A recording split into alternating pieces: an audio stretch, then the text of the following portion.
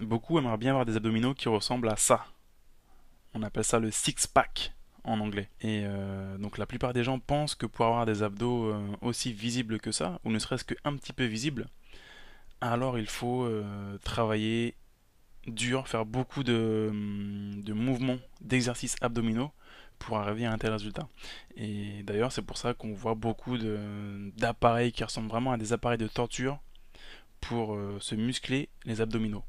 Mais la vérité, c'est que si vous voulez voir vos abdominaux, alors il va falloir faire autre chose que de commencer par faire des mouvements de musculation spécifiques aux abdos, qui sont souvent durs. Il va falloir commencer par faire quelque chose que la plupart des gens ne veulent pas entendre, c'est changer l'alimentation pour perdre de la masse grasse. On va faire un petit schéma. Donc excusez-moi, je suis très mauvais en dessin. On va dire que ça, c'est les abdos. Et ça, c'est la peau.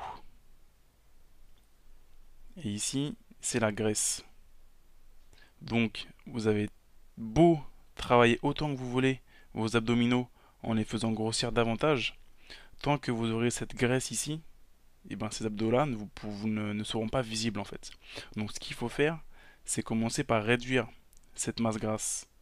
La réduire en changeant son alimentation et en faisant les exercices qui vont vous permettre de brûler davantage de graisse et surtout de continuer à brûler cette graisse même une fois que vous aurez fini de faire votre séance de sport. C'est ce qu'on appelle l'afterburn effect. Et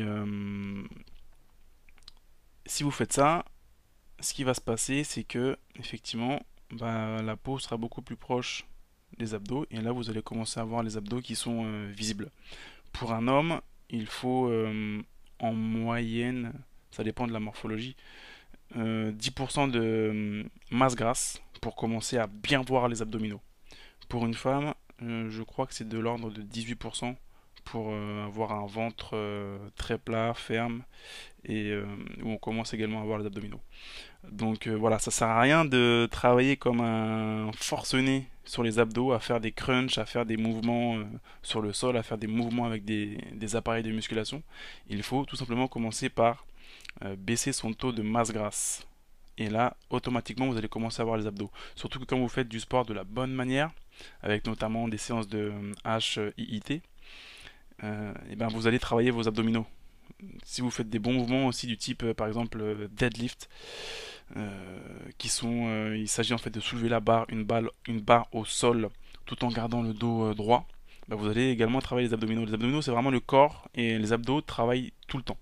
Donc, ce qu'il faut faire, c'est vraiment baisser le taux de masse grasse.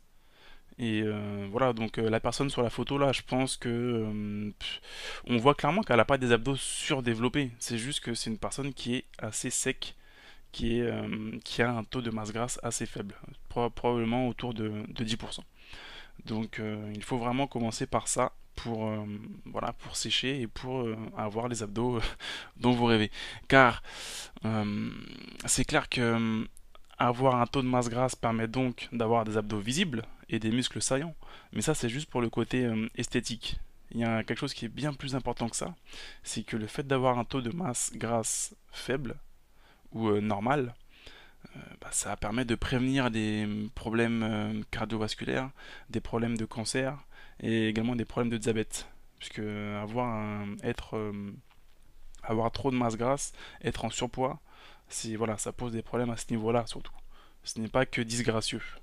Donc il faut commencer par là et voilà. Donc dites-moi comment vous y prenez-vous pour travailler vos abdos et est-ce que vous saviez que votre taux de masse grasse était très important pour justement voir vos abdos ou pas. Merci d'avoir regardé cette vidéo et je vous dis à très bientôt. Salut. Au fait, n'oubliez pas de télécharger mon guide 8 recettes brûleuses de graisse. Dans ce livre gratuit, je vous donne 8 préparations que je mange très régulièrement et à volonté. Vous pouvez le télécharger très facilement en vous rendant sur mon blog www.formatitude.fr.